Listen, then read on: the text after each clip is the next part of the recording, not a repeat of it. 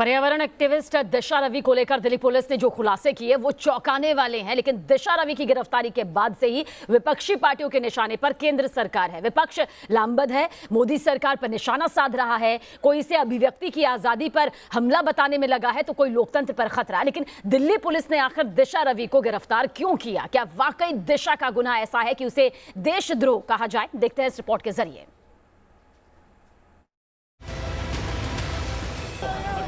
तो ये मैं कहना चाहती हूँ कि ये अनडिक्लेयर्ड इमरजेंसी है।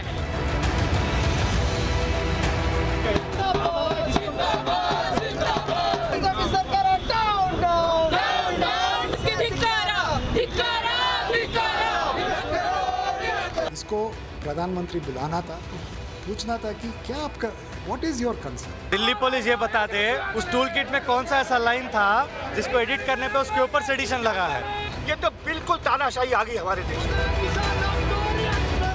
गिरफ्तारी पर मचा गदर। 22 साल की पर्यावरण एक्टिविस्ट दिशा रवि को दिल्ली पुलिस ने गिरफ्तार किया तो दिल्ली से लेकर बेंगलुरु तक सरकार के खिलाफ आवाज बुलंद होने लगी। रविवार को बेंगलुरु के मैसूर बैंक सर्किल पर हाथों में तख्ती लिए कुछ लोगों ने दिशा रवि की रिहाई की मांग की, जिसमें जाने माने इतिहासकार रामचंद्र गुहा भी नजर आए।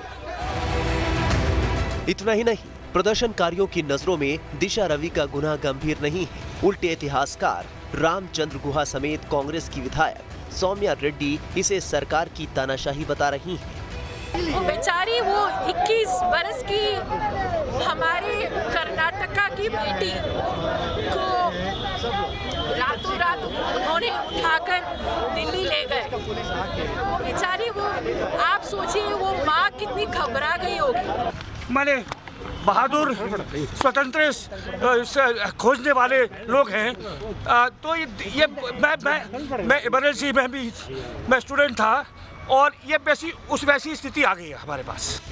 सवाल ये है कि जिस दिशा रवि पर किसान आंदोलन के नाम पर देश के खिलाफ साजिश रचने का आरोप है, जिस दिशा रवि पर टूल किट वाला प्रोपेगेंडा अपनाकर देश को बदनाम करने की तोहमत लगी, जिस 22 साल की पर्यावरण एक्टिविस्ट दिशा रवि पर अपने ट्वीट के जरिए अफवाहें फैलाने का गंभीर इल्जाम है, क्या आंदोलन के नाम पर उसके ऊपर लगे गंभीर आरोपों को नजरअंदाज किया जा सकता है?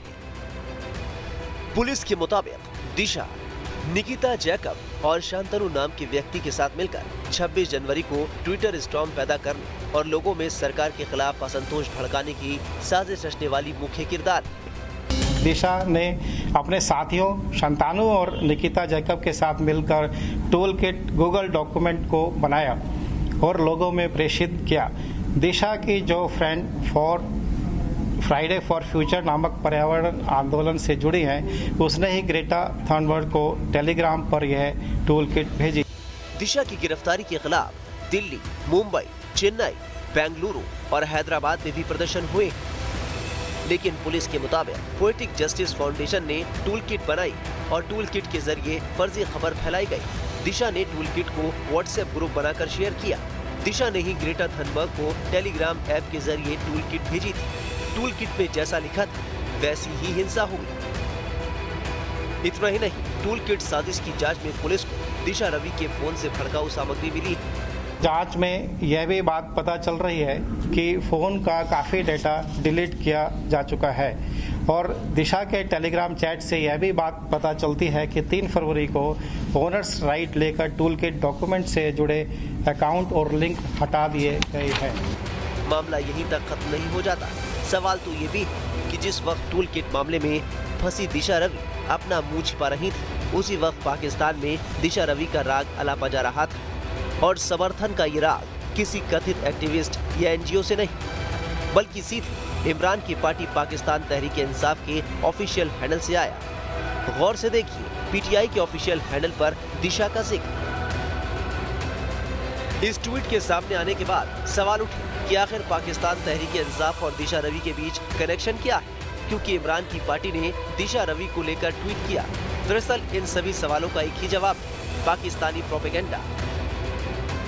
लेकिन बेंगलुरु में एनवायरमेंट सपोर्ट ग्रुप के फाउंडर लियो सल्धाना, जिनके साथ दिशा रवि ने कई आंदोलनों में हिस्सा लिया था, जब न्यूज नेशन के संवाददाता ने वहां पहुंचकर उनसे इस पर चर्चा की तो उनका कहना है कि दिशा रवि की गिरफ्तारी से सरकार असंतोष की आवाज दबाने की कोशिश कर रही है। तो हमका जो हमारा नेशन का प्राइड का मामला है, इसको प्रधानमंत्री बुलाना था, एग्रीकल्चर मिनिस्टर बुलाना था और पूछना था कि क्या आपका व्हाट इज़ योर कंसर्न, क्यों प्रोटेस्ट कर रहे हो। ये डेमोक्रेटिक स्पिरिट ऐसा होना चाहिए, जो कोई डिसेंट करता है ना उसको इनवाइट करके उससे बातचीत करना पड़ेगा। उसको बाहर डाल के दिल्ली को फोर्ट्रेस जैसे बनाते और किसी ने बाहर से कुछ बोला तो उसको अरेस्ट करना।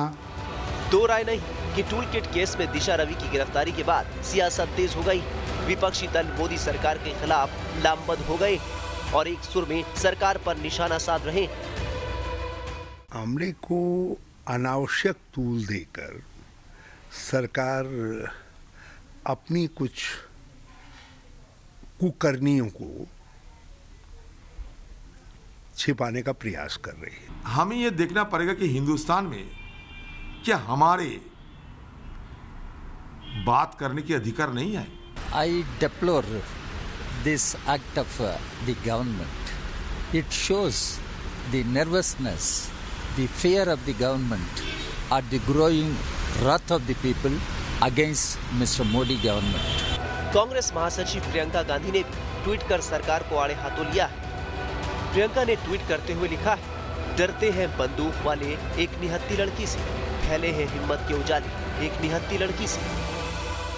लेकिन 26 जनवरी की जांच जैसे जैसे आगे बढ़ रही है, उसकी आंच हर उस गुनाहगार की दिशा तक जा रही है जो देश के खिलाफ मुहिम छेड़े हुए हैं। और यही वजह है कि बीजेपी ने दिशा की गिरफ्तारी का विरोध करने वालों पर निशाना साधा है। विदेशी ताकतें भी कुछ हमारे अड़ोस पड़ोस की यदि कोई मैसेज देना चाहती हैं अपनी नापाक हरकतों के द्वारा, तो दिल्ली को ही वो केंद्र बिंदु बनाती हैं। दिल्ली पुलिस ने खुलासा किया कि दिशा रवि ने अपने साथी शांतनु के साथ मिलकर ही टूल किट तैयार की और ग्रेटा तक शेयर की। टूल किट के जरिए देश की छवि को नुकसान पहुंचाने की साजिश रची गई और यही वजह है कि टूल किट केस में दिशा रवि की गिरफ्तारी के बाद अब निकिता और शांतनु के खिलाफ भी गैर जमानती वारंट जारी हो चुका है और उन पर भी गिरफ्तारी की तलवार लटक रही है। दिल्ली पुलिस देश के कथित गुनाहगारों के काले कारनामे उजागर करने में लगी। 26 जनवरी के उपद्रव और हिंसा की साजिश से पर्दा उठ रहा है, लेकिन सियासत को इतना भी सब्र नहीं है कि जांच तक इंतजार किया जाए। बेंगलुरु से यासिर मुश्ताक के साथ टीम न्यूज़ नेशन।